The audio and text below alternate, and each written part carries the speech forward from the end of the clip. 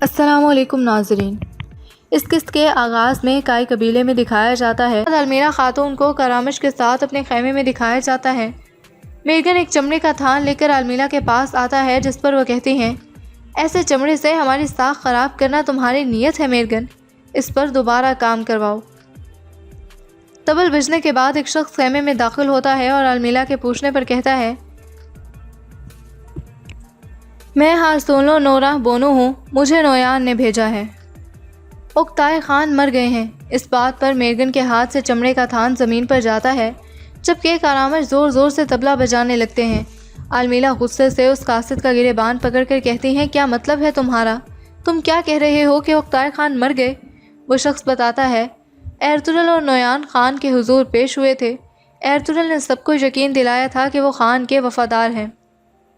پھر خان دعوت میں چلے گئے اور سنا ہے کہ وہ رات کو مر گئے۔ ایرتغرل اپنے ساتھیوں کے ساتھ نویان کے ہاتھوں سے نکلنے میں کامیاب ہو گیا۔ اس بات پر المیرا سوگ میں اپنے بالوں کی ایک لٹ کاٹتے ہوئے اس قاصد سے پوچھتی ہیں، نویان کیا چاہتا ہے؟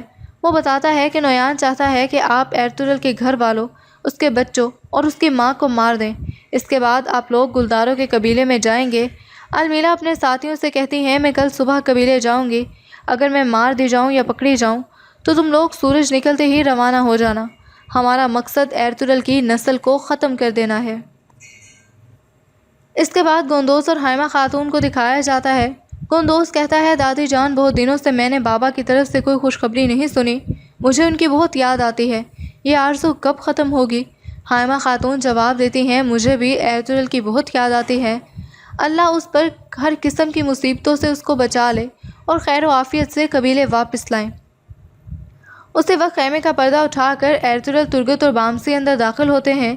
انہیں دیکھ کر وہ دونوں حیرت اور خوشی سے آگے بڑھتے ہیں۔ گوندوز سے مل کر اسے پیار کرنے کے بعد ایرتغرل ہائمہ خاتون سے ملتے ہیں۔ ایرتغرل کے بعد ترگت اور بامسی بھی ہائمہ سے ملتے ہیں، جس پر ہائمہ خاتون ان سب کو خوش آمدید کہتی ہیں۔ ہائمہ پوچھتی ہیں، کیا تم کامیاب لوٹے ہو؟ ایرتغرل بتاتے ہیں کہ ہم نے سلطان کا سونپا ہوا فریضہ پورا کر دیا ہے، امن معاہدہ مہربند ہو چکا ہے۔ اسی دوران آردک صاحب بھی خیمے میں آ جاتے ہیں۔ سوگے خاتون کے خیمے میں پہنچتے ہی ایرتغرل عثمان کو گود میں لے کر پیار کرتے ہیں اور کہتے ہیں کہ اس کی صحت بہت اچھی لگ رہی ہے، آپ لوگوں نے اس کا بہت اچھے سے خیال رکھا۔ عثمان کو سوگے خاتون کے حوالے کرنے کے بعد ایرتغرل ہائمہ خاتون سے کہتے ہیں، میرے ساتھ آئیں امی جان، مجھے آپ کو کچھ بتانا ہے۔ اس بات پر ہائمہ خاتون ایرتغرل کے ساتھ مرکزی خیمے میں چلی جاتی ہیں۔ ایرتغرل ہائمہ خاتون سے پوچھتے ہیں، المیرا کہاں ہے؟ ہائمہ بتاتی ہیں، وہ کارخانے میں ہے، کیا مسئلہ ہے؟ ایرتغرل ہائمہ خاتون کو آگاہ کرتے ہیں، امی جان، ہمیں پتہ چلا ہے کہ المیرا کا اصل نام الان-دویا ہے، در حقیقت وہ اس نویان کی چھوٹی بہن ہے جو رینگ کر ہم سے چمٹ گئی۔ یہ سن کر ہائمہ خاتون بہت حیران دکھائی دیتی ہیں۔ وہ کہتی ہیں، لیکن تم کیا کہہ رہے ہو ایرتغرل، ایسا کچھ کیسے ہو سکتا ہے؟ ایرتغرل بتاتے ہیں، ہمیں اس بات کا اوکتائے خان کے صدر دفتر میں پتہ چلا، فی الحال کسی کو کچھ مت بتائیں۔ ہائمہ خاتون کہتی ہیں، اس کا مطلب ہے کہ جس خاتون کو میں اپنی بیٹی سمجھتی تھی وہ ہمارے دشمن ہیں، اس نے ہمارے درمیان بڑے پیار سے جگہ بنا لی ہے۔ ایرتغرل کہتے ہیں، جی امی جان، اچھائی اور برائی ایک دوسرے میں ایسے گڈمڈ ہو گئی کہ اس کو الگ کرنا انتہائی مشکل ہو گیا ہے، لیکن اب اسے الگ کرنے کا وقت آ گیا ہے۔ پہلے میں اس منگول کی زبان کھلاؤں گا جسے گنالب صاحب نے پکڑا تھا۔ یہ سب باتیں کرنے کے بعد ایرتغرل ہائمہ سے اجازت لے کر وہاں سے چلے جاتے ہیں۔ اس کے بعد جیل والے خیمے میں باندھے ہوئے منگول جاسوس کو دکھایا جاتا ہے۔ اوہو، سپاہی وہاں پہرا دے رہا ہوتا ہے۔ اسی دوران ایرتغرل اندر داخل ہوتے ہیں۔ اس پر سپاہی بہت خوش ہو کر انہیں خوش آمدید کہتا ہے۔ ایرتغرل پوچھتے ہیں کیا اس نے ابھی تک کچھ بولا ہے؟ اوغوث بتاتا ہے ابھی تک نہیں بھائی، آپ کے آنے تک ہم نے اس پر کوئی زبردستی نہیں کی۔ ایرتغرل آگے بڑھ کر جاسوس کے سر کی ٹوپی اتار دیتے ہیں اور اس کی گردن دبوچ کر پوچھتے ہیں تمہارا سربراہ کون ہے؟ تمہیں کس نے منظم کیا؟ وہ شخص جواب دیتا ہے نویان نے۔ ایرتغرل پوچھتے ہیں اس کے علاوہ؟ وہ جاسوس کہتا ہے اور کوئی نہیں۔ ایرتغرل پوچھتے ہیں نویان کی بہن الاندویا کے بارے میں کیا خیال ہے، یا پھر مجھے کہنا چاہیے المیلا خاتون، اس کے ساتھ ہی یہ 2 آدمی اور کارخانے میں باقی سب منگول جاسوس ہیں۔ تم اس سے انکار کرتے ہو؟ مجھے سب پتہ چل گیا ہے۔ اس پر وہ تائید کرتا ہے کہ المیلا نویان کی چھوٹی بہن ہے۔ الاندویا اس کے ساتھ 2 آدمی شکاری میرگن اور شمن یلو تائے ہیں۔ ہم یہاں نویان کے حکم پر آئے ہیں۔ ہمارا ارادہ تم میں شامل ہو کر تم سب کا خاتمہ کرنا تھا۔ مجھے چھوڑ دو، تم جو بھی چاہتے ہو میں وہ کر دوں گا۔ ایرتغرل کہتے ہیں سلیمان شاہ کے بیٹے ایرتغرل کی سرزمین پر نہ ظالم کے لیے رحم ہے اور نہ غداروں کے لیے معافی۔ یہ کہہ کر وہ اپنے خنجر سے اس کی گردن کاٹ دیتے ہیں۔ اس کے بعد اوکتائے خان کے ریاستی خیمے میں اس کے بیٹے قدن کی آمد دکھائی جاتی ہے۔ نویان اس سے مل کر کہتے ہیں ابھی ہمارے دلوں سے چنگیز خان کے کھونے کا غم ختم نہیں ہوا تھا کہ ہم نے تمہارے مقدس بابا اوکتائے خان کو روحوں کی دنیا میں بھیج دیا۔ تمہارا درد و سوگ میرا بھی درد و سوگ ہے۔ اس بات کے بعد قدن آگے بڑھ کر اوکتائے خان کے تخت پر براجمان ہو جاتا ہے اور کہتا ہے میرے بابا اوکتائے خان کے بعد حکومت ان کے نائب کے طور پر میری ماں تو نگینیں سنبھالیں گی۔ میرے بھائی گیوک کے ساتھ متفقہ طور پر ہم نے یہ طے کیا ہے کہ ریاست کو نقصان سے بچانے کے لیے بہترین حل یہی ہے۔ وہاں موجود ایک سپاہی کہتا ہے ٹینگری طور نگینے خان کے بیٹوں کی حکومت کو طاقتور بنائے۔ قدن مزید کہتا ہے چنگیز خان کی منصفانہ تقسیم کے مطابق دشت کے علاقے میں میرا اختیار ہوگا۔ یورپ میں اپنا تسلط قائم کرنا بھی میرا مشن ہے۔ تمہاری معلومات کے لیے نویان انگار خون نے چین کا ایک بہت بڑا ٹکڑا کاٹ دیا ہے، اس نے اس پر قبضہ کر لیا ہے۔ تمہاری منزل اناطولیہ ہے۔ یہ کہہ کر قدن اپنی جگہ سے کھڑا ہوتا ہے۔ اوکتائے خان کا کلہاڑا ہاتھ میں پکڑ کر کہتا ہے امی اور میں نے امن معاہدہ جو میرے بابا اوکتائے خان نے ایرتغرل کے ساتھ کیا تھا اس کی 2 سال کی توسیع کے بارے میں سوچا ہے۔ اس کی اب کوئی قدر و منزلت نظر نہیں آ رہی۔ بنا تحریر کے اپنی فوج لے کر روانہ ہو جاؤ۔ اس بات پر نویان کہتا ہے جس خبر کا مجھے برسوں سے انتظار تھا، آپ کے منہ سے یہ پیاری خبر سن کر اس نے مجھے اس دنیا کا سب سے خوش انسان بنا دیا ہے۔ بیٹھے ہوئے آدمی کا پیٹ نکل آتا ہے، آوارہ کتوں کو ہڈیاں ملتی ہیں، اور میں بطور آپ کے وفادار کتے کے آپ کے لیے گوشت اور کریاں لانے کے لیے اناطولیہ روانہ ہو جاؤں گا۔ یہ کہہ کر وہ آگے بڑھتا ہے اور کہتا ہے فتح، یا پھر فتح ہی صحیح، میں موت کا مستحق نہیں ہوں، اور گھٹنوں کے بل زمین پر بیٹھ کر اوکتائے خان کے کلہاڑے کو چوم کر اپنے سر سے لگا لیتا ہے۔ اس کے بعد کائے قبیلے میں المیلا خاتون کے تمام لوگوں کو اپنا سامان لادتے ہوئے دکھایا جاتا ہے۔ اسی وقت ترگت اور بامسی اپنے سپاہیوں کے ساتھ وہاں پہنچ جاتے ہیں۔ یہ دیکھ کر میرگن ویلوتائے سے کہتا ہے یہ تو واپس آ گئے، جبکہ ترگت بامسی سے کہتے ہیں بدماش بھاگنے کے لیے تیار ہو رہے ہیں۔ ترگت اور بامسی گھوڑوں سے اترنے کے بعد اینجے اور کارامش کے پاس آ جاتے ہیں۔ ترگت پوچھتے ہیں کیا چل رہا ہے؟ کیا تم کارخانہ بند کر رہے ہو؟ تم اپنا سامان کیوں لاد رہے ہو؟ میرگن جواب دیتا ہے ہم تو بس ذرا جگہ کو سیٹ کر رہے تھے۔ کارامش پوچھتا ہے آپ اپنے سپاہیوں کے ساتھ آئے ہیں کیا؟ کوئی جلدی ہے؟ بامسی ہنستے ہوئے جواب دیتے ہیں ہاں بھائی، ایک مسئلہ ہے۔ ترگت بات کو مزید آگے بڑھاتے ہوئے کہتے ہیں ہمیں منگولوں کی سرگرمیوں کا پتہ چلا جو ہماری زمینوں میں ہے، اور یہ بھی کہ وہ کون ہے۔ کارامش عام انداز میں پوچھتا ہے کون ہے؟ بامسی ہنستے ہوئے جواب دیتا ہے کون ہو سکتے ہیں؟ وہ چمڑے کے کارخانے کے تاجر میرگن اور ویلوتائے۔ بامسی کے اتنا کہتے ہی ویلوتائے ان کے گلے کو اپنے ہاتھوں میں پکڑ لیتا ہے۔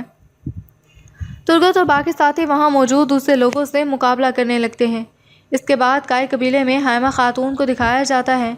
المیلا اجازت لے کر اندر داخل ہوتی ہیں اور پوچھتی ہیں گوندوز اور ساؤچی یہاں نہیں ہیں؟ ہائمہ بتاتی ہیں سوگے خاتون کے پاس ہیں۔ تم کیوں پوچھ رہی ہو؟ المیلا کہتی ہیں کل ہم اپنی کھال بیچنے لمبے سفر پر نکل جائیں گے۔ جانے سے پہلے میں آپ سے ملنا چاہتی تھی اور آپ کی دعائیں اور ہاتھ کا بوسہ لینا اور لڑکوں کی خوشبو لینا چاہتی تھی۔ ہائمہ کہتی ہیں بہت اچھا میری بچی، یہاں آؤ ہمارے پاس بیٹھو، عثمان کو لوری سنا کر تمہارے پاس آتی ہوں۔ بیٹھنے کے بعد المیلا کہتی ہیں کل رات میں نے ایک خواب دیکھا کہ ایرتغرل صاحب خیریت سے قبیلے واپس آ گئے ہیں۔ ہائمہ خاتون کہتی ہیں انشاءاللہ، اس سے بہتر ہوگا بیٹی، ہم جانتے ہیں کہ منگول ہمارے درمیان سرایت کر گئے ہیں، وہ ہماری سانسوں کے بھی بہت قریب ہیں، بلکہ ہمیں یہ بھی شک ہے کہ وہ ہمارے قبیلے میں وقوع پذیر ہیں اور ہمارے خیمے کو گھیرے میں لے رہے ہیں۔ المیرا کہتی ہیں یہ کیسے ممکن ہے؟ گونالب صاحب نے ان کے جاسوسوں کو پکڑ تو لیا ہے۔ حائمہ کہتی ہیں ہمیں گونالب صاحب کی طرف سے خبر ملی ہے، انہیں سب حقیقت کا پتہ چل گیا ہے، وہ ان کا جو جاسوس قبیلے میں لایا در حقیقت محض ان کا پیادہ ہے۔ اس بات پر المیرا کچھ پریشان ہوتے ہوئے اپنا ہاتھ کچھ دور رکھے خنجر کی طرف بڑھاتی ہیں، جبکہ حائمہ مزید کہتی ہیں انہوں نے ہمیں دھوکہ دیا، ہم نے اپنے قبیلے کی خوشیوں اور غموں میں ان کو شامل کیا، وہ اس وقت کا فائدہ اٹھانا چاہتے تھے۔ المیرا اپنے ہاتھ میں خنجر کو مضبوطی سے پکڑ کر پوچھتی ہیں گونالب صاحب اب کیا کر رہے ہیں؟ حائمہ بتاتی ہیں وہ سپاہیوں کے ساتھ اس ذلیل کے ٹھکانے پر حملہ کرنے چلے گئے ہیں۔ المیرا اپنی جگہ سے اٹھتے ہوئے پوچھتی ہیں اور وہ ذلیل کون ہے امی جان؟ عین اسی وقت ایرطغرل اندر داخل ہو کر جواب دیتے ہیں نویان کی بہن الندویا۔ اس کے ساتھ ہی یہ قسط اپنے اختتام کو پہنچتی ہے۔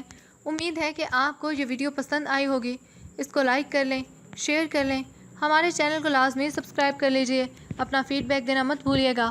ملیں گے آپ سے اگلی ویڈیو کے ساتھ، تب تک کے لیے اللہ۔ السلام علیکم۔ رسول اللہ صلی اللہ علیہ وآلہ وسلم کے خواب کا سلسلہ مکمل کرتے ہیں۔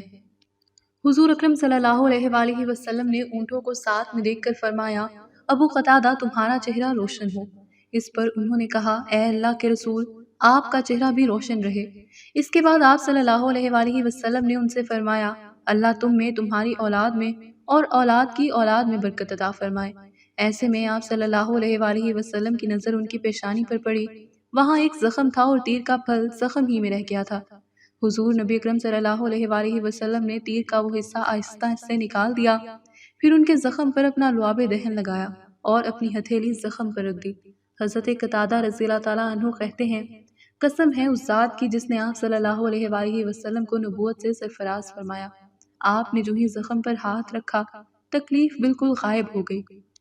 اس کے بعد حضور نبی کریم صلی اللہ علیہ وآلہ وسلم نے حضرت ابو قتادہ رضی اللہ تعالیٰ عنہ کو مسادہ کا گھوڑا اور اس کا ہتھیار عطا فرمائے اور انہیں دعا دی۔ حضرت ابو قتادہ اور حضرت سلمہ بن اکو رضی اللہ تعالیٰ عنہ کے بارے میں حضور نے اس موقع پر فرمایا ہمارے سواروں میں بہترین سوار ابو قتادہ ہیں اور ہمارے پیدل مجاہدین میں بہترین پیدل سلمہ ہیں۔ پھر نبی کریم صلی اللہ علیہ وآلہ وسلم مدینہ منورہ کی طرف روانہ ہوئے۔ کچھ دن بعد حضور اقدس صلی اللہ علیہ وآلہ وسلم نے ایک خواب دیکھا، یہ کہ آپ صلی اللہ علیہ وآلہ وسلم اپنے صحابہ کے ساتھ امن کی حالت میں مکہ میں داخل ہو رہے ہیں۔ پھر عمرہ کرنے کے بعد آپ اور صحابہ نے بال منڈوائے ہیں اور کچھ نے بال کتروائے ہیں، اور یہ کہ آپ بیت اللہ میں داخل ہوئے ہیں۔ پھر آپ صلی اللہ علیہ وآلہ وسلم نے بیت اللہ کی چابی لی اور عرفات میں قیام کرنے والوں کے ساتھ قیام کیا۔ نیز آپ صلی اللہ علیہ وآلہ وسلم نے اور صحابہ نے بیت اللہ کا طواف کیا۔ حضور اکرم صلی اللہ علیہ وآلہ وسلم نے اپنا یہ خواب صحابہ کو سنایا، سب اس بشارت سے بہت خوش ہوئے۔ پھر آپ نے صحابہ سے ارشاد فرمایا میرا ارادہ عمرے کا ہے۔ یہ سننے کے بعد سب نے سفر کی تیاریاں شروع کر دی۔ آخر ایک روز حضور صلی اللہ علیہ وآلہ وسلم عمرے کے لیے مدینہ منورہ سے روانہ ہوئے۔ عمرے کا اعلان آپ نے پہلے ہی کروا دیا تھا تاکہ لوگ اس قافلے کو حاجیوں کا قافلہ ہی خیال کریں اور مکے کے لوگ اور آس پاس کے لوگ جنگ کرنے کے لیے نہ اٹھ کھڑے ہوں۔ مشرکوں اور دوسرے دشمنوں کو پہلے ہی معلوم ہو جائے کہ آپ عمرے کی نیت سے آ رہے ہیں، کوئی اور نیت نہیں ہے۔ حضور اکرم صلی اللہ علیہ وآلہ وسلم نے ذوالحلیفہ کے مقام پر احرام باندھا، پہلے مسجد میں 2 رکعت نماز ادا کی، پھر مسجد سے ہی اونٹنی پر سوار ہوئے۔ اکثر صحابہ نے یہیں سے احرام باندھا۔ حضور اکرم صلی اللہ علیہ وآلہ وسلم اس سفر پر ذکر کے مہینے میں روانہ ہوئے تھے۔ قافلے کے ساتھ قربانی کے جانور بھی تھے۔ ذوالحلیفہ کے مقام پر آپ نے ظہر کی نماز ادا فرمائی، جانوروں پر جھولیں ڈالی تاکہ جان لیا جائے کہ یہ قربانی کے ہیں۔ ان کے کوہانوں پر نشان لگایا گیا، یہ نشان زخم لگا کر ڈالا جاتا ہے۔ اس سفر میں آپ صلی اللہ علیہ وآلہ وسلم کے ساتھ 1400 صحابہ موجود تھے۔ چونکہ حضور اکرم صلی اللہ علیہ وآلہ وسلم عمرے کی نیت سے روانہ ہو رہے تھے، اس لیے آپ کے اور صحابہ کے پاس سوائے تلواروں کے اور کوئی ہتھیار نہیں تھا۔ رحمت عالم صلی اللہ علیہ وآلہ وسلم کے چند معجزات۔ سفر کے دوران ایک مقام پر پانی ختم ہو گیا، صحابہ کرام رضی اللہ تعالیٰ عنہ حضور کے پاس آئے۔ اس وقت آپ صلی اللہ علیہ وآلہ وسلم کے سامنے پانی کا ایک برتن تھا۔ آپ صلی اللہ علیہ وآلہ وسلم اس سے وضو فرما رہے تھے۔ آپ نے ان سے پوچھا کیا بات ہے؟ صحابہ نے بتایا آپ کے پاس اس برتن میں جو پانی ہے اس پانی کے علاوہ پورے لشکر میں کسی کے پاس اور پانی نہیں ہے۔ یہ سن کر آپ نے پانی کے برتن میں اپنا ہاتھ مبارک رکھ دیا۔ جو ہی آپ صلی اللہ علیہ وآلہ وسلم ہاتھ مبارک پانی میں رکھا، آپ کی انگلیوں سے پانی اس طرح نکلنے لگا جیسے برتن میں چشمے پھوٹ پڑے ہوں۔ ایک صحابی کا بیان ہے کہ میں نے آپ کی انگلی سے پانی کے فوارے نکلتے دیکھے۔ حضرت موسیٰ علیہ السلام کے لیے ایک پتھر سے پانی کا چشمہ پھوٹ نکلا تھا، لیکن یہاں نبی کی انگلیوں سے پانی جاری ہو گیا۔ علماء کرام فرماتے ہیں کہ یہ واقعہ موسیٰ علیہ السلام والے واقعے سے کہیں زیادہ حیرت ناک ہے، کیونکہ چشمے پہاڑوں چٹانوں سے ہی نکلتے ہیں، لہٰذا پتھر سے پانی کا چشمہ جاری ہونا اتنی عجیب بات نہیں جتنی کہ حضور کی مبارک انگلیوں سے پانی جاری ہونا عجیب بات ہے۔ حضرت جابر رضی اللہ تعالیٰ عنہ کہتے ہیں جو ہی پانی کا یہ چشمہ پھوٹا، ہم سب پانی پینے لگے۔ ہم نے پیا بھی اور اس پانی سے وضو بھی کیا اور اپنے برتن بھی بھرے۔ اگر ہم اس وقت 1,00,000 بھی ہوتے تو بھی پانی ہمارے لیے کافی ہو جاتا، جبکہ اس وقت ہماری تعداد 1400 تھی۔ مسلمانوں کا قافلہ اسفان کے مقام پر پہنچا تو نبی اکرم صلی اللہ علیہ وآلہ وسلم کے پاس بشر بن سفیان عتکی رضی اللہ تعالیٰ عنہ ہے۔ آپ صلی اللہ علیہ وآلہ وسلم نے پہلے ہی انہیں جاسوس بنا کر مکہ کی طرف روانہ کر دیا تھا، کیونکہ آپ کی نیت اگرچہ صرف عمرے کی تھی، لیکن قریش کے بارے میں اطلاعات رکھنا ضروری تھا۔ بشر رضی اللہ تعالیٰ عنہ نے آ کر بتایا، اے اللہ کے رسول، قریش کو اطلاعات مل چکی ہیں کہ آپ مدینہ منورہ سے روانہ ہو چکے ہیں۔ دیہاتوں میں جوان کے جو ان کے اطاعت گزار لوگ ہیں، قریش نے ان سے بھی مدد طلب کی ہے۔ بنو ثقیف بھی ان کی مدد کرنے پر آمادہ ہیں اور ان کے ساتھ عورتیں اور بچے بھی ہیں۔ وہ لوگ مکہ سے نکل کر ذی طویٰ کے مقام تک آ گئے ہیں۔ انہوں نے ایک دوسرے سے یہ عہد کیا ہے کہ آپ کو مکہ میں داخل ہونے نہیں دیں گے۔ دوسرا یہ کہ خالد بن ولید جو اس وقت تک مسلمان نہیں ہوئے تھے، گھڑ سوار دستہ لیے کراغ کمیم کے مقام تک آ گئے ہیں۔ ان کے دستے میں 200 سوار ہیں اور وہ آپ کے خلاف صف بندی کر چکے ہیں۔ یہ اطلاعات ملنے پر آپ صلی اللہ علیہ وآلہ وسلم نے حضرت عباد بن بشر رضی اللہ تعالیٰ عنہ کو حکم فرمایا وہ مسلمان گھڑ سواروں کے ساتھ آگے بڑھے۔ یہ آگے بڑھے اور حضرت خالد بن ولید کے دستے کے سامنے پہنچ گئے۔ انہوں نے بھی صف بندی کر لی۔ نماز کا وقت ہوا تو حضور نبی کریم صلی اللہ علیہ وآلہ وسلم نے نماز شروع کی۔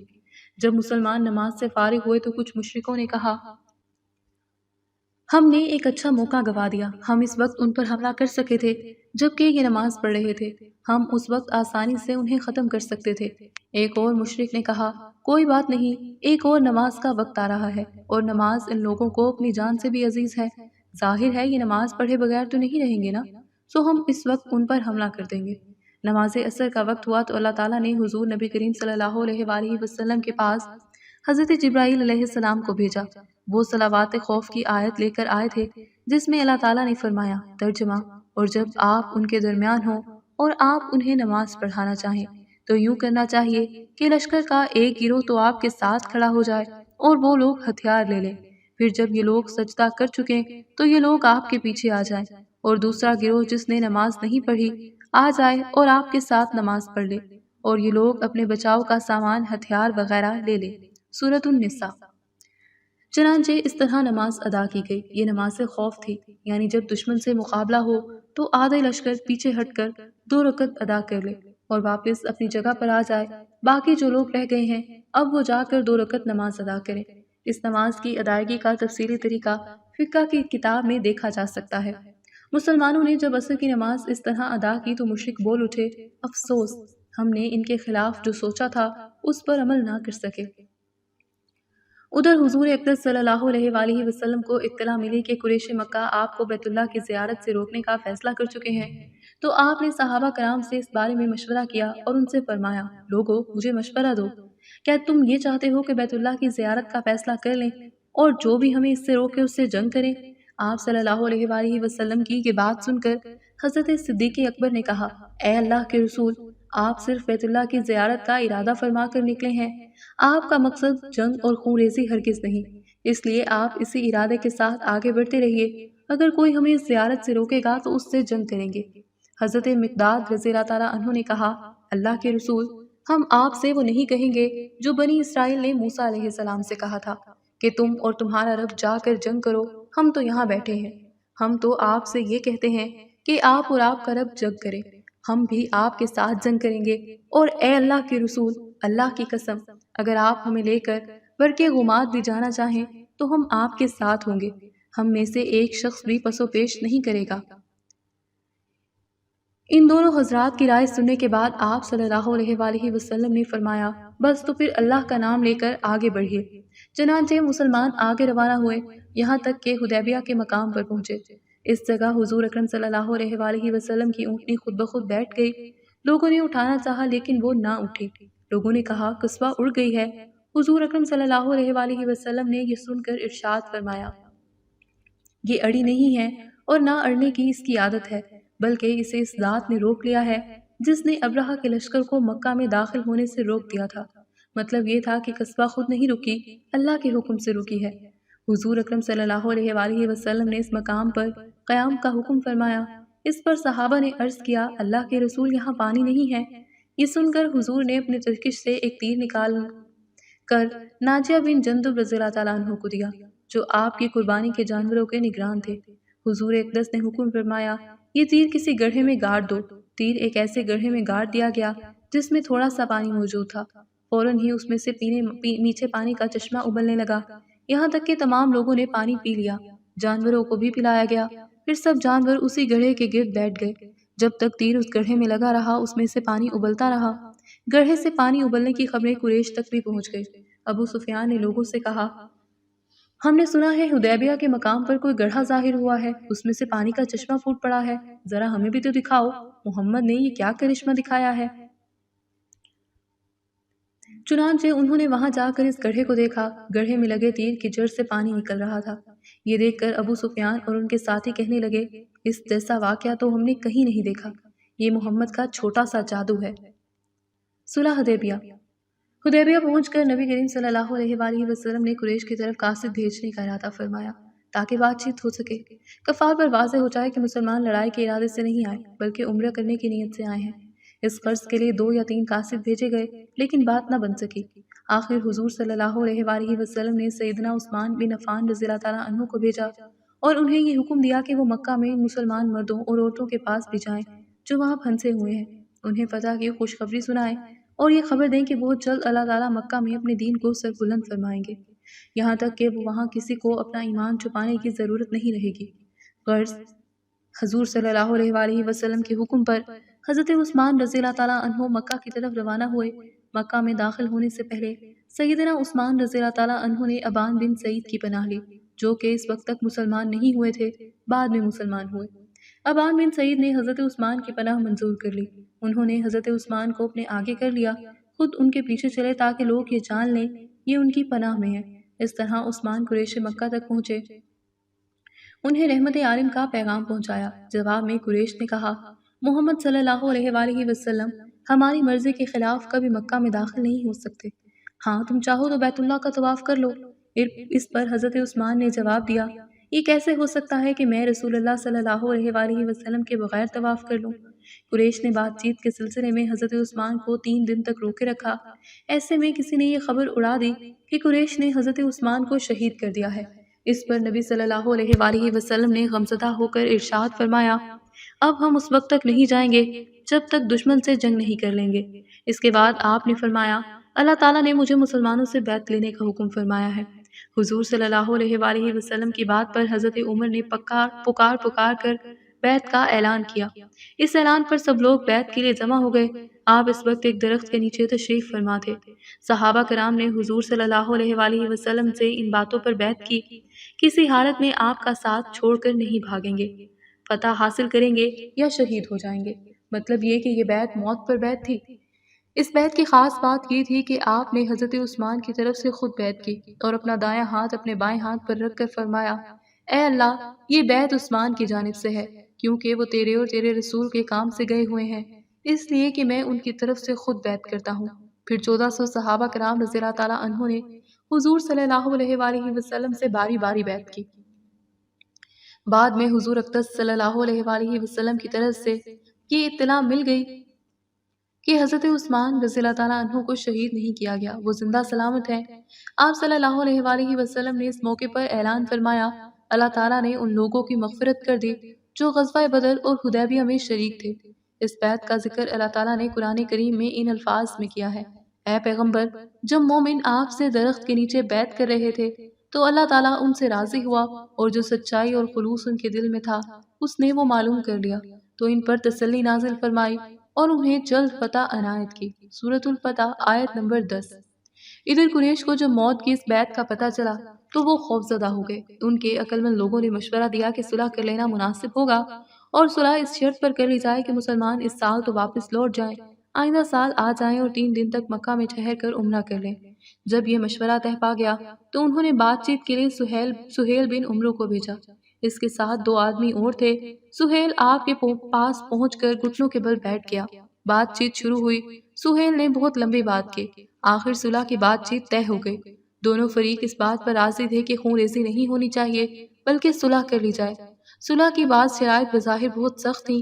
اس معاہدے میں یہ شرائط لکھی گئیں: 10 سال تک آپس میں کوئی جنگ نہیں کی جائے گی۔ جو مسلمان اپنے ولی اور سرپرست کی اجازت کے بغیر مکہ سے بھاگ کر رسول اللہ صلی اللہ علیہ وآلہ وسلم کے پاس آئے گا، اللہ کے رسول اسے واپس بھیجنے کے پابند ہوں گے، چاہے وہ مرد ہو یا عورت۔ یہ شرط ظاہر میں مسلمانوں کے لیے بہت سخت تھی، لیکن بعد میں ثابت ہوا کہ یہ شرط بھی دراصل مسلمانوں کے حق میں تھی، کیونکہ اس طرح بیت اللہ مسلمانوں سے آباد رہا اور دین کا کام جاری رہا۔ کوئی شخص جو حضرت صلی اللہ علیہ وآلہ وسلم کا ساتھی رہا ہو اور وہ بھاگ کر قریش کے پاس آ جائے تو قریش اسے واپس نہیں کریں گے۔ کوئی شخص یا کوئی خاندان یا کوئی قبیلہ اگر مسلمانوں کا حلیف معاہدہ بردار بننا چاہے تو بن سکتا ہے، اور جو شخص یا خاندان یا قبیلہ قریش کا حلیف بننا چاہے تو وہ ان کا حلیف بن سکتا ہے۔ مسلمانوں کو اس سال عمرے کیے بغیر واپس جانا ہوگا، البتہ آئندہ سال 3 دن کے لیے قریش مکہ کو خالی کر دیں گے، لہٰذا مسلمان یہاں غیر مسلح حالت میں آ کر ٹھہر سکتے ہیں اور عمرہ کر سکتے ہیں۔ یہ شرائط بظاہر قریش کے حق میں اور مسلمانوں کے خلاف تھی، اس لیے صحابہ کرام کو ناگوار بھی گزری، یہاں تک کہ حضرت عمر رضی اللہ تعالیٰ عنہ نے بھی ناگواری محسوس کی۔ وہ سیدھے حضرت ابو بکر صدیق کے پاس آئے اور بولے: ابو بکر، کیا حضور صلی اللہ علیہ وآلہ وسلم اللہ کے رسول نہیں ہیں؟ حضرت صدیق اکبر نے فرمایا: بے شک حضور اللہ کے رسول ہیں۔ اس پر فاروق اعظم بولے: کیا ہم مسلمان نہیں ہیں؟ ابو بکر صدیق نے فرمایا: بالکل ہم مسلمان ہیں۔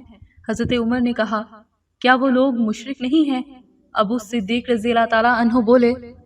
اب حضرت عمر رضی اللہ تعالیٰ عنہ نے فرمایا: تب پھر ہم ایسی شرائط کیوں قبول کریں جن سے مسلمان نیچے ہوتے ہیں؟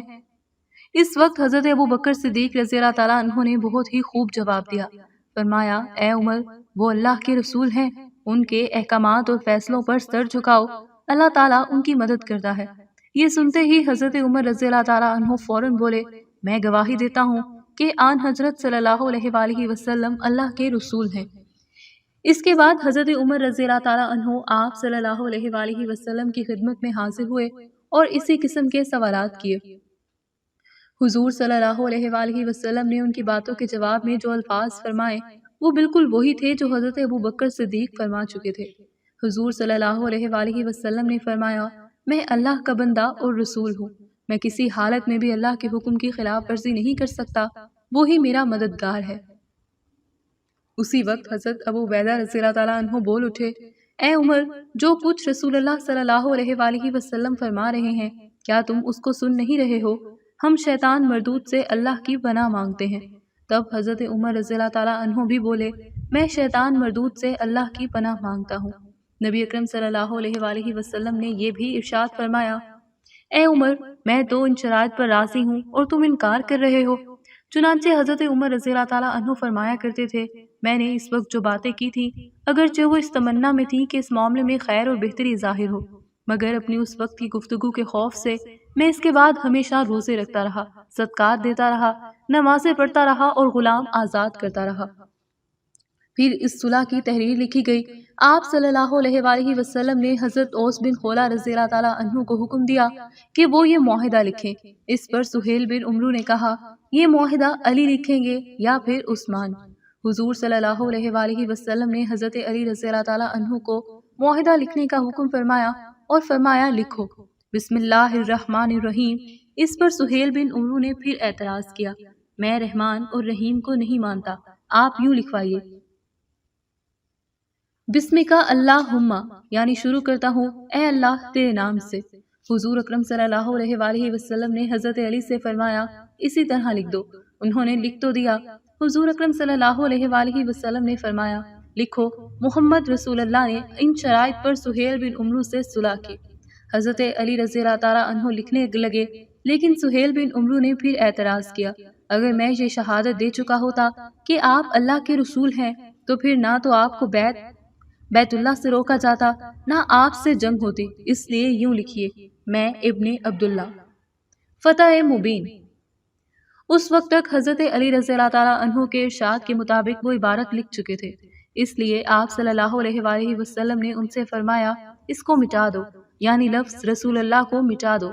حضرت علی رضی اللہ تعالیٰ عنہ نے فرمایا، میں تو کبھی نہیں مٹا سکتا۔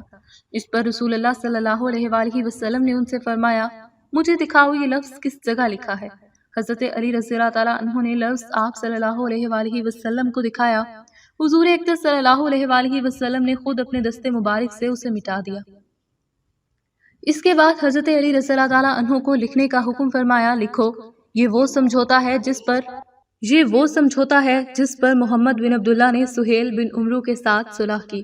اس کے بعد حضور اقدس صلی اللہ علیہ وآلہ وسلم نے فرمایا، اللہ کی قسم، میں اللہ کا رسول ہوں، چاہے تم مجھے جھٹلاتے رہو، اور میں ہی محمد ابن عبداللہ ہوں۔ یہ معاہدہ ابھی لکھا جا رہا تھا کہ اچانک ایک مسلمان حضرت ابو جندل ابن سہیل رضی اللہ تعالیٰ عنہ اپنی بیڑیوں کو کھینچتے وہاں آ پہنچے۔ مشرکوں نے انہیں قید میں ڈال رکھا تھا۔ ان کا جرم یہ تھا کہ اسلام کیوں قبول کیا، اسلام چھوڑ دو یا پھر قید میں رہو۔ یہ ابو جندل رضی اللہ تعالیٰ عنہ اسی سہیل بن عمرو کے بیٹے تھے جو معاہدہ طے کر رہا تھا۔ یہ کسی طرح قید سے نکل کر وہاں تک آ گئے تھے تاکہ اس ظلم سے نجات مل جائے۔ انہیں دیکھ کر سب مسلمان خوش ہو گئے اور جان بچا کر نکل آنے پر انہیں مبارکباد دینے لگے۔ ادھر جو ہی سہیل نے اپنے بیٹے کو دیکھا تو یکدم کھڑا ہوا اور ایک سناٹے دار تھپڑ ان کے منہ پر دے مارا۔ یہ بھی روایت آئی ہے کہ اس نے انہیں چھپڑی سے مارا پیٹا۔ مسلمان ان کی یہ حالت دیکھ کر رو پڑے۔ اب سہیل نے انہیں گریبان سے پکڑ لیا اور نبی کریم صلی اللہ علیہ وآلہ وسلم سے بولا، اے محمد، یہ پہلا مسلمان ہے جو ہم لوگوں کے پاس سے یہاں آ گیا ہے۔ اس معاہدے کے تحت آپ اسے واپس کریں کیونکہ یہ معاہدہ لکھا جا چکا ہے۔ اس کی بات سن کر حضور صلی اللہ علیہ وآلہ وسلم نے فرمایا، ٹھیک ہے، لے جاؤ۔ اس پر ابو جندل بے قرار ہو کر بولے، کیا آپ مجھے پھر ان مشرکوں کے ساتھ واپس بھیج دیں گے؟ اسلام لانے کی وجہ سے حضرت ابو جندل رضی اللہ تعالیٰ عنہ پر بہت ظلم ڈھائے گئے تھے، لہٰذا اس صورتحال پر سب لوگ بری طرح بے چین تھے۔ اس موقع پر رسول اللہ صلی اللہ علیہ وآلہ وسلم نے ان سے فرمایا، ابو جندل، صبر اور ضبط سے کام لو، اللہ تعالیٰ تمہارے لیے اور تم جیسے اور مسلمانوں کے لیے کشادگی اور سہولت پیدا فرمانے والا ہے۔ ہم قریش سے ایک معاہدہ کر چکے ہیں، اس معاہدے کی روح سے ہم تمہیں واپس بھیجنے کے پابند ہیں۔ ہم نے انہیں اللہ کے نام پر عہد دیا ہے، لہٰذا اس کی خلاف ورزی ہم نہیں کریں گے۔ مسلمانوں کی آنکھوں میں آنسو تھے، وہ بے تاب ہو گئے۔ حضرت عمر رضی اللہ تعالیٰ عنہ جیسے شخص بھی رو پڑے، لیکن معاہدے کی وجہ سے سب مجبور تھے۔ اسی طرح ابو جندل رضی اللہ تعالیٰ عنہ کو واپس بھیج دیا گیا۔ ابو جندل رضی اللہ تعالیٰ عنہ کا اصل نام آس تھا۔ ابو جندل ان کی کنیت تھی۔ ان کے ایک بھائی عبداللہ بن سہیل تھے جو کہ ان سے بھی پہلے مسلمان ہو چکے تھے۔ عبداللہ بن سہیل رضی اللہ تعالیٰ عنہ اس طرح مسلمان ہوئے تھے کہ مشرکوں کے ساتھ بدر کے میدان میں مسلمانوں سے لڑنے کے لیے آئے، لیکن بدر کے میدان میں آتے ہی یہ کافروں کا ساتھ چھوڑ کر مسلمانوں کی صفوں میں شامل ہو گئے۔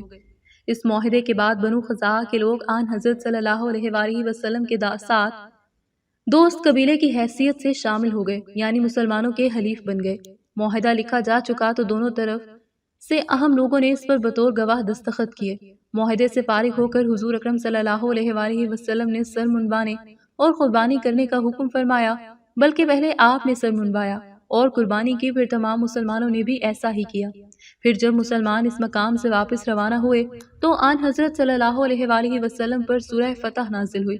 اللہ تعالیٰ نے اس سورہ میں یہ خوشخبری سنائی تھی کہ بے شک آپ کو ایک کھلی فتح دے دی گئی ہے اور اللہ کی نعمت آپ پر تمام ہونے والی ہے۔ سفر کے دوران ایک مقام پر خوراک ختم ہو گئی۔ صحابہ کرام رضی اللہ تعالیٰ عنہ نے یہ بات آپ صلی اللہ علیہ وآلہ وسلم کو بتائی۔ حضور اقدس صلی اللہ علیہ وآلہ وسلم نے ایک چادر بچھانے کا حکم فرمایا، پھر حکم فرمایا کہ جس کے پاس جو بچا کچا کھانا ہو اس چادر پر ڈال دے۔ صحابہ کرام نے ایسا ہی کیا۔ آپ صلی اللہ علیہ وآلہ وسلم نے دعا فرمائی، پھر سب کو حکم دیا، اس چادر سے اپنے اپنے برتن بھر لیجئے۔ چنانچہ سب نے برتن بھر لیے، خوب سیر ہو کر کھایا، لیکن کھانا جوں کا تو رہا۔ اس موقع پر حضور اقدس صلی اللہ علیہ وآلہ وسلم ہنس پڑے اور ارشاد فرمایا، اللہ کی قسم، ان دو گواہیوں کے ساتھ جو شخص بھی اللہ تعالیٰ کے سامنے حاضر ہوگا دوزخ سے محفوظ رہے گا۔ جب حضور اقدس صلی اللہ علیہ وآلہ وسلم پر سورہ فتح نازل ہوئی تو جبرائیل علیہ السلام نے عرض کیا، اے اللہ کے رسول، آپ کو یہ فتح مبارک ہو۔ اس پر صحابہ کرام نے بھی آپ کو مبارکباد دی۔ حضرت ابو بکر صدیق رضی اللہ تعالیٰ عنہ فرماتے ہیں، اسلام میں صلح حدیبیہ سے بڑی مسلمانوں کو کوئی فتح نہیں ہوئی، یعنی یہ اس قدر بڑی فتح تھی جبکہ لوگ اس کی حقیقت کو اس وقت بالکل نہیں سمجھ سکے تھے جب معاہدہ لکھا جا رہا تھا۔ سہیل بن عمرو جنہوں نے یہ معاہدہ لکھا تھا بعد میں مسلمان ہو گئے تھے۔ حجۃ الوداع کے موقع پر انہیں اس جگہ پر کھڑے دیکھا گیا تھا جہاں قربانیاں کی جاتی ہیں۔ وہ حضور اکرم صلی اللہ علیہ وآلہ وسلم کو قربانی کے جانور پیش کر رہے تھے اور حضور اکرم صلی اللہ علیہ وآلہ وسلم اپنے دستے مبارک سے انہیں ذبح کر رہے تھے۔ اس کے بعد سہیل بن عمرو نے حضور اقدس صلی اللہ علیہ وآلہ وسلم کا سر منڈانے کے لیے حجام کو بلایا۔ اس وقت یہ منظر دیکھا گیا کہ حضور اقدس صلی اللہ علیہ وآلہ وسلم کا جو بال بھی گر تھا سہیل بن عمرو اسے اپنی آنکھوں سے لگاتے تھے۔ اندازہ لگائیے کہ ان میں کس قدر زبردست تبدیلی آ چکی تھی۔ صلح حدیبیہ کے موقع پر وہ رسول اللہ کا لفظ لکھے جانے پر طیش میں آ گئے اور اب حضور اقدس صلی اللہ علیہ وآلہ وسلم کے بالوں کو آنکھوں سے لگا رہے تھے۔ اسی سال 6 ہجری میں شراب حرام ہوئی۔ حکم آنے پر لوگوں نے شراب کے مٹکے توڑ دیے اور شراب بارش کے پانی کی طرح نالیوں میں بہتی ہوئی نظر آئی۔ خیبر کی فتح۔ خیبر ایک بڑا قصبہ تھا۔ اس میں یہودیوں کی بڑی بڑی حویلیاں، کھیت اور باغات تھے۔ یہ یہودی مسلمانوں کو بہت ستاتے تھے اور اسلام کے خلاف سازشیں کرتے رہتے تھے۔ مدینہ منورہ سے خیبر کا فاصلہ تقریباً 150 کلومیٹر کا ہے۔ حدیبیہ سے تشریف لانے کے بعد حضور اکرم صلی اللہ علیہ وآلہ وسلم 1 ماہ تک یا اس سے کچھ کم مدت تک یعنی ذی الحج 6 ہجری کے آخر تک مدینہ ہی میں رہے اور اس کے بعد رسول اللہ صلی اللہ علیہ وآلہ وسلم خیبر کی طرف روانہ ہوئے۔ رسول اللہ صلی اللہ علیہ وآلہ وسلم نے اپنے صحابہ میں سے صرف ان لوگوں کو چلنے کا حکم فرمایا جو حدیبیہ میں بھی ساتھ تھے۔ جو لوگ حدیبیہ کے سفر میں نہیں گئے تھے انہوں نے بھی چلنے کا ارادہ ظاہر کیا، لیکن آپ نے ارشاد فرمایا، میرے ساتھ چلنا ہے تو صرف جہاد کے ارادے سے چلو، مال غنیمت میں سے تمہیں کچھ نہیں ملے گا۔ مدینہ منورہ سے روانہ ہوتے وقت رسول اللہ صلی اللہ علیہ وآلہ وسلم نے حضرت صبا بن الفتح رضی اللہ تعالیٰ عنہ کو مدینہ منورہ میں اپنا قائم مقام مقرر فرمایا۔ اس غزوے میں آن حضرت صلی اللہ علیہ وآلہ وسلم کی ازواج میں سے حضرت ام سلمہ رضی اللہ تعالیٰ عنہ بھی ہمراہ تھی۔ اللہ کے رسول صلی اللہ علیہ وآلہ وسلم جب خیبر کے سامنے پہنچے تو یہ صبح کا وقت تھا۔ حضرت عبداللہ بن قیس رضی اللہ تعالیٰ عنہ فرماتے ہیں، میں رسول اللہ صلی اللہ علیہ وآلہ وسلم کی سواری کے پیچھے پیچھے تھا۔ ایسے میں نے لا حول ولا قوت الا باللہ العلی العظیم پڑھا۔ میرے منہ سے یہ کلمہ سن کر حضور اکرم صلی اللہ علیہ وآلہ وسلم نے ارشاد فرمایا، اے عبداللہ، کیا میں تمہیں ایسا کلمہ نہ بتا دوں جو جنت کے خزانوں میں سے ہے؟ میں نے عرض کیا، اے اللہ کے رسول، ضرور بتائیے۔ آپ نے فرمایا، وہ یہی کلمہ ہے جو تم نے پڑھا ہے، یہ جنت کے خزانوں میں سے ایک خزانہ ہے اور یہ کلمہ اللہ تعالیٰ کو بہت پسند ہے۔ خیبر کے لوگوں نے جب آپ اور آپ کے لشکر کو دیکھا تو چیختے چلاتے میدانوں اور کھلی جگہوں میں نکل پڑے اور پکار اٹھے، محمد ایک زبردست لشکر لے کر آ گئے ہیں۔ یہودیوں کی تعداد وہاں تقریباً 10,000 تھی اور وہ یہ سوچ بھی نہیں سکتے تھے کہ مسلمان ان سے مقابلہ کرنے کے لیے نکل کھڑے ہوں گے۔ جب مسلمان جنگ کی تیاری کر رہے تھے تو اس وقت بھی حیران ہو کر کہہ رہے تھے، حیرت ہے، کمال ہے۔ نبی کریم صلی اللہ علیہ وآلہ وسلم نے یہودیوں کے ان قلعوں میں سب سے پہلے ایک قلعہ رتات کی طرف توجہ فرمائی اور اس کا محاصرہ کر لیا۔ اس مقام پر آپ صلی اللہ علیہ وآلہ وسلم نے ایک مسجد بھی بنوائی۔ حضور اکرم صلی اللہ علیہ وآلہ وسلم جتنے دن خیبر میں رہے اسی مسجد میں نماز فرماتے رہے۔ اس جنگ کے موقع پر آپ صلی اللہ علیہ وآلہ وسلم نے 2 زرہیں پہن رکھی تھی اور گھوڑے پر سوار تھے۔ رسول اللہ صلی اللہ علیہ وآلہ وسلم کے گھوڑے کا نام ضرب تھا۔ آپ صلی اللہ علیہ وآلہ وسلم کے ہاتھوں میں نیزہ اور ڈھال بھی تھی۔ آپ نے اپنے ایک صحابی کو پرچم دیا، وہ پرچم اٹھائے آگے بڑھے۔ انہوں نے زبردست جنگ کی لیکن ناکام لوٹ آئے۔ آپ نے پرچم ایک دوسرے صحابی کو دیا، وہ بھی ناکام لوٹ آئے۔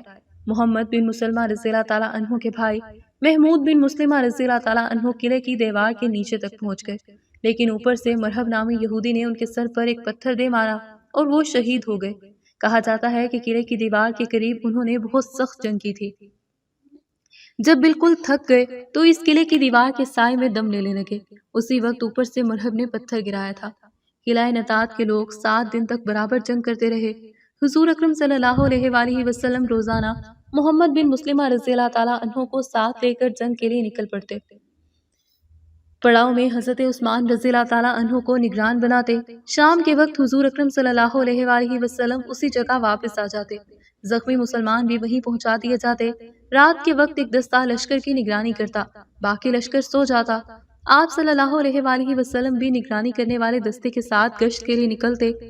کئی روز تک جب قلعہ فتح نہ ہوا تو حضور صلی اللہ علیہ وآلہ وسلم نے محمد بن مسلمہ رضی اللہ تعالیٰ عنہ سے فرمایا، آج میں پرچم اس شخص کو دوں گا جو اللہ اور اس کے رسول سے محبت کرتا ہے، اور اللہ اور رسول بھی اس سے محبت کرتے ہیں، اور وہ پیٹھ دکھانے والا نہیں۔ اللہ تعالیٰ اس کے ہاتھ پر فتح عطا فرمائیں گے، اور اس طرح اللہ تعالیٰ تمہارے بھائی کے قاتل پر قابو عطا فرمائے گا۔ صحابہ کرام نے جب یہ اعلان سنا تو ہر ایک نے چاہا کہ حضور صلی اللہ علیہ وآلہ وسلم پرچم اسے دے، مگر پھر جب رسول صلی اللہ علیہ وآلہ وسلم نے حضرت علی رضی اللہ تعالیٰ عنہ کو طلب فرمایا، ان دنوں حضرت علی رضی اللہ تعالیٰ عنہ کی آنکھوں میں تکلیف تھی، چنانچہ لوگوں نے حضور کو بتایا کہ ان کی آنکھیں دکھنے آئی ہوئی ہیں۔ آپ صلی اللہ علیہ وآلہ وسلم نے یہ سن کر فرمایا، کوئی انہیں میرے پاس لے آئے۔ تب حضرت سلمہ بن اکو رضی اللہ تعالیٰ عنہ گئے اور انہیں لے آئے۔ آپ صلی اللہ علیہ وآلہ وسلم نے ان کا سر اپنی گود میں رکھا اور پھر ان کی آنکھوں میں اپنا لعاب دہن ڈالا۔ لعاب کا آنکھوں میں لگنا تھا کہ وہ اسی وقت ٹھیک ہو گئی، یوں محسوس ہوتا جیسے ان میں کوئی تکلیف تھی ہی نہیں۔ حضرت علی رضی اللہ تعالیٰ عنہ فرماتے ہیں، اس کے بعد زندگی بھر میری آنکھوں میں کبھی کوئی تکلیف نہیں ہوئی۔ پھر آپ صلی اللہ علیہ وآلہ وسلم نے پرچم حضرت علی رضی اللہ تعالیٰ عنہ کو مرحمت فرمایا اور ارشاد فرمایا، جاؤ اور پیچھے مڑ کر نہ دیکھنا۔ بہادر بے کو لینے جاتا ہے اور ان کی رسیاں کھولتا ہے۔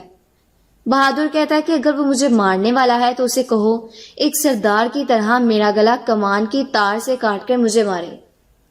سامسا کہتا ہے کہ فکر مت کرو، ارطغرل بے ہر کسی کو اس کے جرم کے مطابق سزا دیتے ہیں۔ تریاق پلانے کے بعد ترگت اور اسہان آہستہ آہستہ بہتر ہو رہے ہوتے ہیں۔ حلیمہ سلطان اور حائمانہ اللہ کا شکر ادا کرتی ہیں اور ان دونوں کے پاس بیٹھی ہوتی ہیں۔ اسہان پوچھتی ہے کہ ترگت اب کیسا ہے؟ حلیمہ سلطان کہتی ہیں کہ تم فکر مت کرو، وہ بھی بالکل ٹھیک ہے، تمہیں آرام کی ضرورت ہے۔ اس کے بعد کونیا کا منظر دکھایا جاتا ہے۔ امیر سعادتین کونیا واپس آ جاتا ہے اور دیکھتا ہے کہ سلطان محل کی بجائے اپنے خیمے میں ہے۔ سعادتین گوکتوک سے پوچھتا ہے کہ سلطان یہاں کیوں ہیں؟ گوکتوک کہتا ہے کہ سنا ہے یاوری اور چوبانگلوہو سامتین کے ساتھ اپنے خیمے میں آئے کریمیا کے سفیروں کا استقبال کر رہے ہیں۔ سفیروں کے جانے کے بعد انہوں نے آپ کو اپنے خیمے میں بلایا ہے۔ ناظرین، اس کے بعد کاراچائی سر قلعے کا اندرونی منظر دکھایا جاتا ہے۔ کوستاس آرس کو آ کر بتاتا ہے کہ ارطغرل بے تریاق بنوا کر لے آئے ہیں۔ آرس کہتا ہے کہ جیسا میں نے سوچا تھا سب ویسا ہی ہوا ہے۔ اب ارطغرل ہمارا مقروض ہے، وہ ہمارا یہ احسان کبھی نہیں بھولے گا، ہم اس کا بھروسہ جیت چکے ہیں۔ اب تاش کا پتہ ہمارے ہاتھ میں ہے، ہم جیسی چاہیں گے ویسی بازی لگائیں گے۔ آج ہم نے 2 ترکوں کی جان بچائی ہے، کل ہم اس کے بدلے ان سب کی زندگیاں لے لیں گے۔ اس کے بعد دکھایا جاتا ہے کہ سلطان امیر سعادتین کو خیمے میں بلاتے ہیں۔ امیر سعادتین روایت کے مطابق سلطان کے لباس پر بوسہ دیتا ہے تو سلطان پیچھے ہٹ جاتے ہیں۔ سلطان کہتے ہیں کہ مجھے یہ بتاؤ کیا ارطغرل بے نے اپنا فرض سنبھال لیا ہے؟ سعادتین کہتا ہے کہ وہ خیر خیریت سے ہیں اور اپنا عہدہ سنبھال چکے ہیں۔ ترک قبائل ان کی بخیریت واپسی پر بہت خوش ہیں۔ سلطان کہتے ہیں کہ تم نے اپنا فرض نبھانے میں اس قدر نااہلی کیوں دکھائی جو کہ میں نے تمہیں سونپا تھا؟ ایوبی راج کے ساتھ جب میں جنگ کر رہا تھا تو منگولوں نے ہمیں سخت مسائل کا شکار کیا۔ امیر سعادتین کہتا ہے کہ آپ فتح یاب ہو کر لوٹے ہیں، خدا آپ کو ہم سے دور نہ کرے۔ سلطان کہتے ہیں کہ تم نے سارے وقت میں کیا ہے؟ تم ایک غدار تک کو ڈھونڈ نہیں سکے جس نے ارطغرل بے کے سپاہیوں کو شہید کروایا؟ تم اتنے زیادہ سپاہیوں کے خون کا بدلہ نہ لے سکے، تمہارا کیا خیال تھا کہ تمہاری اس نااہلی کا حساب نہیں لیا جائے گا؟ امیر سعادتین کہتا ہے کہ شہید ہونے والے سپاہیوں نے گواہی دی تھی کہ ان پر حملہ کرنے والے ڈاکو تھے۔ سلطان کہتے ہیں اگر میں تمہیں اپنی ریاست کے لیے تمہاری خدمات سے واقف نہ ہوتا یا پھر جنگوں میں تمہاری فتوحات کا شاہد نہ ہوتا تو ابھی اسی وقت خیمے میں تمہیں کچل کر رکھ دیتا۔ تم میرے حضور پیش ہوئے اور ابھی بھی ایک قابل رحم بچے کی طرح گر گرا رہے ہو۔ یہ کس قسم کے ڈاکو تھے جنہوں نے میرے سردار اعلیٰ کو ہی نشانہ بنایا جبکہ وہ مہم پر روانہ ہو رہے تھے؟ کیا تم جانتے ہو کہ تم کیا کہہ رہے ہو؟ سعادتین اپنی صفائی میں مزید کچھ کہنا چاہتا ہے لیکن سلطان کہتے ہیں کہ کیا تمہیں نظر نہیں آتا کہ جس نے مجھے زہر دیا اور جس نے ارطغرل بے پر حملہ کروایا وہ ایک ہی انسان ہے؟ امیر سعادتین گھبرا جاتا ہے اور کہتا ہے کہ میں نے اس پہلو پر بھی سوچا ہے، ہو سکتا ہے اس میں نیکیا کے صلیبیوں کا ہاتھ ہو۔ سلطان کہتے ہیں کہ امیر کی نشست کیا اس لیے تمہیں دی گئی ہے کہ تم ایسی سازشوں کو بے نقاب نہ کر سکو؟ میں نے ارطغرل کی موجودگی میں تمہیں ایک کام دیا تھا لیکن تم نے کیا کیا؟ امیر سعادتین یہ سن کر جذباتی انداز میں زمین پر بیٹھ جاتا ہے۔ سلطان کو کہتا ہے کہ اگر آپ میرے بارے میں یہ سوچتے ہیں تو میرا عہدہ اور میری جان میں دونوں کی قیمت چکانے کو تیار ہوں۔ آپ اسی وقت میرا سر قلم کر سکتے ہیں، شاید میری لاش ہی ریاست کے کام آ سکے۔ سلطان امیر سعادتین کے سر سے ٹوپی اتار کر اس کی گردن پر اپنی تلوار تان لیتے ہیں۔